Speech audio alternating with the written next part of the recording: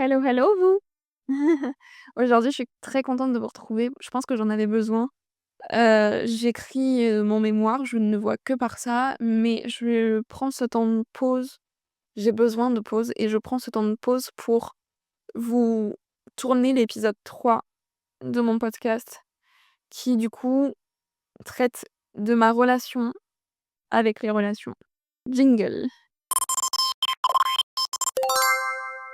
Je vais un peu m'éloigner de l'écriture à proprement parler, mais je pense que les relations, c'est un sujet super important sur ma manière d'écrire, sur les choix de mes sujets et c'est un peu ce qui m'a amenée à écrire. Je pense qu'il fallait que je me demande pourquoi j'étais obsédée par les relations. Parce qu'aujourd'hui, c'est pas une relation toxique sur mon analyse de mes relations, mais je suranalyse toutes mes relations, que ce soit familiales, amicales, amoureuses. Je suranalyse tout, de A à Z, de la petite parole à la plus grosse parole. Je En fait, je prends tout à la lettre et je sais que mon hypersensibilité joue là-dessus, sur le fait de me poser beaucoup de questions et de chercher à savoir beaucoup de choses, mais je me suis demandé d'où ça venait. D'où cette obsession, elle venait pour chercher à savoir et pour comprendre mes relations. J'ai réussi à comprendre que ça venait d'une de mes relations amicales qui s'est très mal terminée il y a un peu plus d'1 an maintenant. Disons que cette relation a été au début très bien.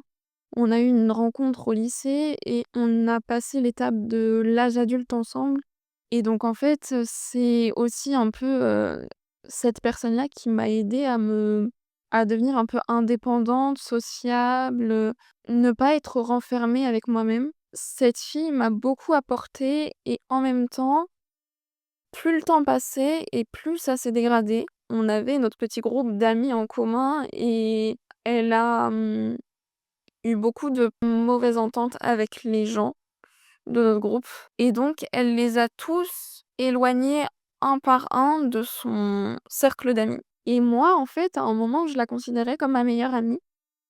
Ce qui fait que je ne comprenais pas réellement les choses de la même manière que les autres. Elle a très vite cerné qui j'étais, en tout cas à l'époque. Elle a très vite cerné que j'étais, quelqu'un qui écoutait beaucoup, qui préférait, le bonheur des autres au bonheur, de moi-même et je pense qu'à un certain moment dans sa vie, elle était très, très mal et alors moi aussi, j'ai été très, très mal. Elle a été là, en surface. Elle, pour le coup, comme ça allait pas, moi j'étais énormément là pour elle, mais elle a trouvé sa victime, disons et comme elle avait une relation toxique avec elle-même, elle avait une relation toxique avec beaucoup, beaucoup de personnes. En fait, elle a très bien compris comment je fonctionnais, qu'on pouvait me faire très vite culpabiliser et que je pouvais très vite me sentir mal par rapport à quelqu'un, par rapport à ce que j'ai dit, par rapport à ce que j'ai pu faire, parce que je veux pas faire souffrir les gens. Et ça, elle l'a utilisé contre moi pendant près d'un an. Pendant près d'un an, on a été amis, ennemis et je me prenais tout. C'était aucune remise en question. C'était: «C'est de ta faute». J'ai certains mots en tête qu'elle m'a dit que je vais pas dire ici, mais c'était des phrases qu'elle me répétait qui, au départ, fonctionnaient. J'arrivais à culpabiliser, je me mettais mal, je me mettais dans des états pas possibles parce que je pensais que j'avais réellement dit quelque chose de mal, alors que finalement, c'est juste que j'avais un bon raisonnement et que ça ne lui convenait pas. Parce que pour elle, une amie, c'est censé être là pour toi et te soutenir quoi qu'il advienne. Enfin, même si tu fais des conneries, pour elle, une amie, ça devait la soutenir. Et moi, je ne fonctionne pas comme ça. Si t'es mon amie et que je vois que tu fais quelque chose ou que tu dis quelque chose qui, je trouve, n'est pas correct, je te le dirai. Et j'ai commencé à lui dire, en fait. J'ai commencé un peu à m'affirmer parce que Moi, je commençais à aller mieux dans mon mal-être, sauf qu'elle, ça n'a pas avancé. En tout cas, elle était vraiment toxique avec elle-même, mais elle ne s'en rendait pas compte. Par le biais des autres et de moi notamment parce que j'étais sa victime, elle se plaignait de tout, tous ses problèmes, mais elle me faisait devenir un problème et je pense que je pourrais en parler des heures. Disons que pendant 1 an, je me suis pris toutes les réflexions possibles, inimaginables. Aucune amie ne devrait dire ce genre de choses. Je me doute que j'ai eu potentiellement des mots blessants pour elle, mais je devais à un certain moment me défendre. J'en avais marre de me laisser marcher dessus parce qu'elle savait que face à quelqu'un comme elle que j'aimais beaucoup, j'avais aucun caractère, en fait, à me répéter encore et encore et encore, alors que moi, avec moi-même, ça allait plutôt bien, qu'au bout d'un moment, me prendre ce genre de réflexion, alors que tu fais quelque chose de mal, parce que honnêtement, elle a fait des trucs qui, moi, ne correspondent pas à ce que j'appelle des valeurs. Je pourrais vous assurer que un jour, parmi encore des reproches et des reproches, elle a commencé à s'embrouiller toute seule. Moi, je vais dire: «C'est bon, j'en ai eu marre qu'elle me reproche des trucs. OK, bon, bah, tu m'as répété 10 000 fois la même chose, je le sais. Qu'est-ce que tu veux que je te dise de plus? Et ça changera rien à ce que moi j'en pense. Tu tu me répéteras la même chose encore et encore, en fait». Donc honnêtement, à quoi ça sert que je me justifie? À quoi ça sert que je m'embrouille avec toi si tu même pas capable d'avoir un débat autant avec toi-même qu'avec moi qui était quand même à ce moment-là ta meilleure amie? Je veux dire, tu fais ce que tu veux, moi je suis pas ta mère, mais s'il y a quelque chose qui me convient pas, je vais te le dire. Après, c'est tes choix, c'est toi qui vois. Sauf que faut pas venir se plaindre que c'est moi la fautive et que c'est moi qui me remets jamais en question. Et donc la fin de cette relation, on va dire elle a terminé, début 2024 par, des fausses discussions. J'avais trop, pendant 1 an, cherché à sauver cette relation qui, pour moi, comptait énormément, alors qu'elle, elle a voulu la sauver 2 semaines à la fin. Et encore, je dis sauver, elle n'a pas été très démonstrative. On s'est jamais revus. Il y a des choses qui m'ont énormément blessée, mais sur la fin, je ne me voyais pas rester dans cette situation-là de toujours être confrontée à des reproches, même des reproches indirects. Ça, c'est encore plus compliqué, c'est qu'elle savait jouer des mots, me donner l'impression que elle me disait pas des trucs méchants, mais moi, je le prenais comme des trucs méchants et après, c'était moi qui me remettais en question. Cette situation-là a été tellement compliquée pour moi que quand j'ai envoyé les derniers messages, j'ai dit à nos amis à la base en commun, donc à moi, mes meilleurs amis actuels, j'ai dit: «C'est fini» et on m'a applaudi. Je pense que j'ai pleuré toutes les larmes de ma vie parce que j'avais fait ce pas-là. Alors que encore aujourd'hui, je suis très nostalgique de cette amitié parce qu'elle m'a quand même beaucoup apporté avant que ça se termine mal. Mais je sais que ça a été peut-être l'une des meilleures décisions de ma vie. Elle avait un comportement un peu nocif sur ma manière de penser de moi-même. Enfin, ça c'est un peu ça va dans la logique, c'est dans la logique. Mais elle a tout remis en question, ce que je pensais, ce que j'étais. Et c'est très dur de vous dire ça parce que encore une fois, c'est une personne que j'apprécie énormément et plusieurs fois, j'ai voulu lui renvoyer un message en lui demandant comment ça allait. Elle, de son côté, la vie, on était meilleures amies, on est devenus des meilleurs inconnus. C'est triste.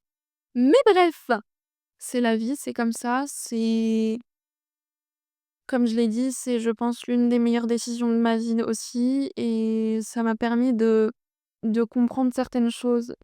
Cette relation amicale a aussi joué sur le fait que Maintenant, je suranalyse tout dans mes relations. Cette amitié s'est arrêtée. Enfin, j'étais en fait en train de devenir la meilleure version de moi-même pendant plusieurs mois et on me l'a dit: «Je t'ai jamais vue aussi épanouie avec toi-même, avec les autres. Tu es bien entourée, tu rayonnes, tu travailles bien, tu tout va pour le mieux dans ta vie».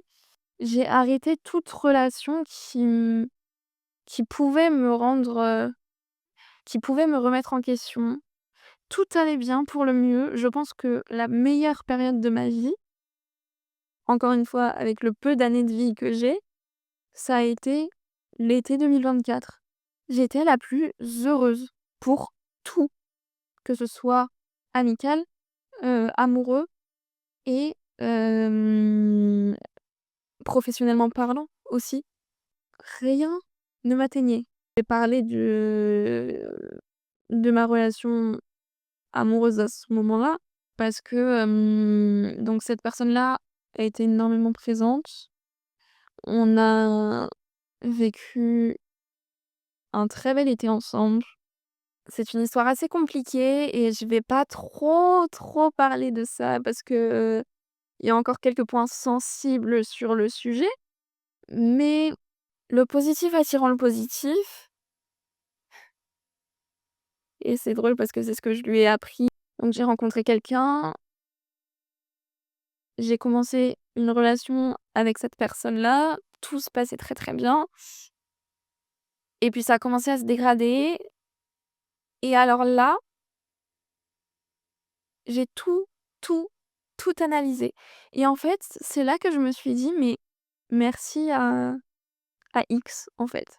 Parce que, maintenant je me remets en question sur tout par rapport à mes relations et en tout cas là, c'était pour l'une des relations les plus marquantes, que j'ai faites. Quand ça a commencé à se dégrader, je me suis remise en question et en fait, je cherchais à comprendre. J'avais pas forcément de réponse, autant de sa part parce que lui n'en avait pas non plus, que de ma part en cherchant. J'avais pas forcément de réponse. En fait, tant que je n'avais pas de réponse, tant que je ne me trouvais pas de réponse, je n'avançais pas.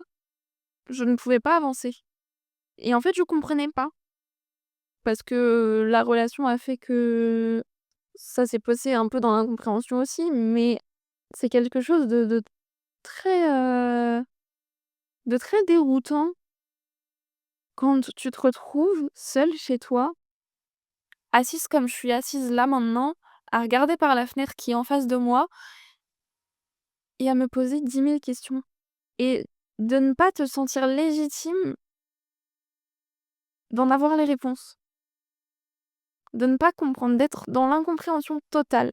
Enfin, je m'éparpille un peu parce que j'essaye de pas trop en dire non plus, parce que à tout moment ça impacte, les personnes qui vont regarder cet épisode. Encore aujourd'hui, ça me perturbe énormément. Je me suis vraiment retrouvée, encore il y a un mois, à me reposer des questions. Parce que du coup, ça joue aussi sur les relations que j'ai après. Dans le sens où les questions laissées sans réponse, soit j'ai des réponses 3 mois, 4 mois après, soit j'ai pas de réponse et ça impacte mes agissements avec les autres, avec mes relations, futures et en fait, j'ai peur de reproduire un schéma parce que peur d'être le problème et en fait, j'essaye de tout analyser pour savoir si vraiment j'ai dit quelque chose de mauvais, j'ai été la fautive dans l'histoire, s'il y a un truc qui fait que j'aurais pu faire mieux. Honnêtement, c'est un mal pour un bien parce que, je me prends beaucoup, beaucoup trop la tête. Je sais que je me prends beaucoup trop la tête avec mes relations, mais en même temps, en fait, je regarde pourquoi je me prends la tête et je me dis: «Bah, là, c'est totalement normal que je me prenne la tête, en fait».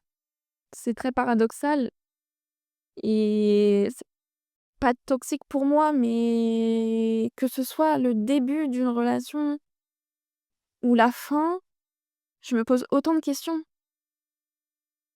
Quand c'est le début, comment ça va se terminer? Il y a toujours ce moment de relâchement où je me laisse aller et là, boum, 10 000 questions dans ma tête. D'un coup comme ça, il suffit d'un truc, d'une parole, d'un agissement et hop, ça y est, je me remets en question, je remets ce que j'ai pu dire, ce en fait, je relis. Combien de fois j'ai relu certains messages qu'on m'a envoyés en essayant de comprendre. Sauf que je ne peux pas comprendre toute seule. Et parfois, les gens ne me donnent pas de réponse. Peu importe le type de relation dont je parle, je ne suis pas seule dans la relation. Et je peux vous dire que quand on n'a pas de réponse à nos questions, c'est là qu'on se torture le plus. On reste dans le flou et c'est très perturbant, surtout quand la personne en face n'a même pas de réponse aux potentielles questions que je lui pose. Parce que ça m'est déjà arrivé, encore il y a pas longtemps. J'ai ce truc maintenant avec moi-même de pas d'avoir un plan tout tracé de ma vie, mais de savoir ce que je vaux, de savoir ce que je veux, de savoir qui je suis. Enfin voilà, je pense que je me suis tellement remise en question moi-même sur qui j'étais. Je me suis trouvée et c'est vrai qu'à partir de ce moment-là, en fait, quand tu es face à des gens qui ne savent pas ce qu'ils veulent, qui sont perdus, qui sont dans des situations complexes, tu cherches à comprendre.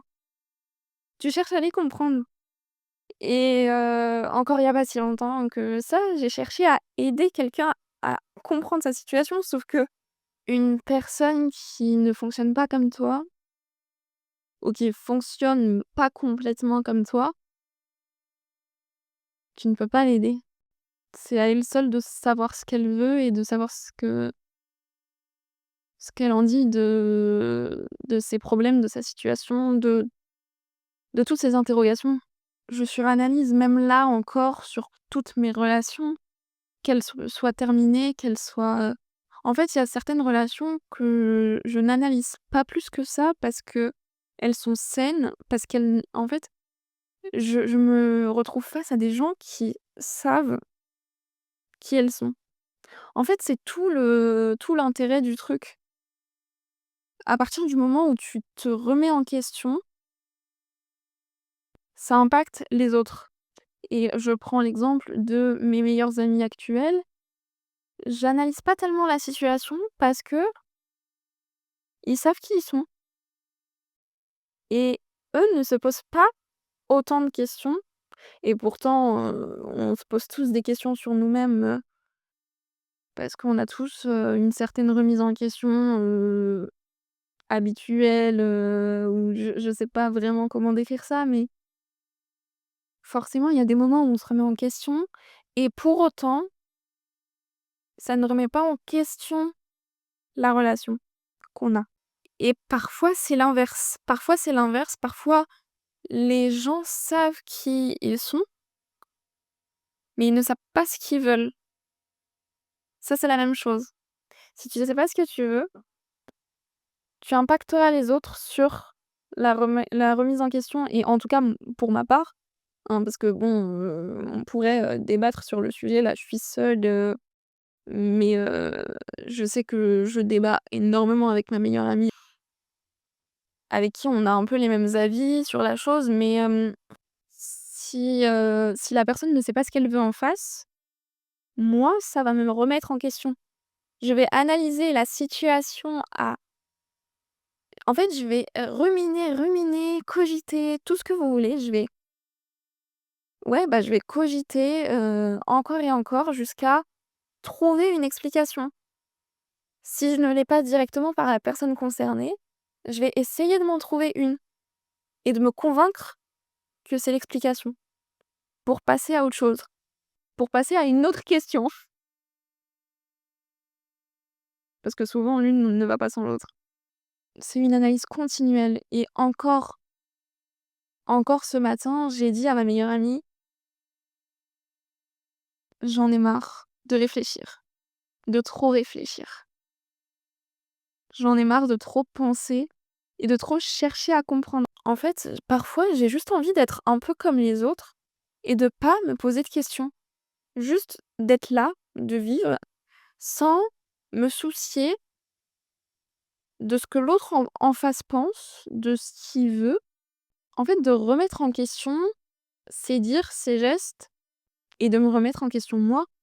Parce que du coup, ça joue sur ma confiance, sur, l'image que j'ai de moi-même, sur, pourquoi ci, pourquoi ça.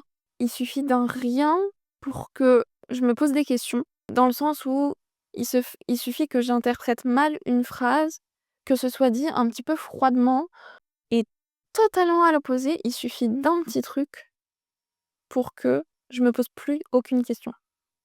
C'est ce qu'on appelle être rassuré, mais parfois les gens ne me rassurent pas plus que ça et juste ils disent avec un mot, une phrase, ils me rassurent et alors là, je me pose plus de questions jusqu'au prochain, problème. C'est un sujet complexe qui me prend beaucoup la tête. Mes relations, en fait, je pense que sans mes relations, je ne suis pas vivante. Je vis pour mes relations, toutes mes relations et si mes relations sont aussi pas problématiques, mais si je me pose autant de questions sur mes relations, qu'est-ce que je serais heureuse si tout va bien. C'est un truc, ce que je me dis, là oui, effectivement, quand je me pose beaucoup de questions, c'est que la relation en elle-même a un problème. Je vois mes amis et je suis là, mais si toutes mes relations étaient comme ça, si j'avais la vie paisible que je peux avoir avec mes copains, copains-copines, hein, dans le sens, copains-copines, amicaux, j'aurais une vie si paisible et j'arrêterais de me poser tellement de questions et c'est tout l'intérêt des gens. Les gens fonctionnent d'une manière différente de la nôtre. Chaque personne est différente et parfois c'est ce qui joue aussi sur nos émotions, sur nos ressentis. Parfois ça fait mal, parfois on essaye d'expliquer que ça fait mal et en face ça fonctionne pas. On comprend pas forcément pourquoi ça fait mal et il y a tout ce truc du passé, des relations passées qui fait que du coup on a les traumas et c'est, la communication c'est le plus important et personne ne devrait dire, à quelqu'un, «Oh tu me saoules, tu m'énerves», parce que la personne en face cherche des explications pour éviter de se remettre en question. Voilà, je pense que ce sera mon mot de fin. J'aime beaucoup, ce moment que je viens de passer à débattre, avec moi-même sur le sujet et je vous dis, à très bientôt, à très vite. Bisous.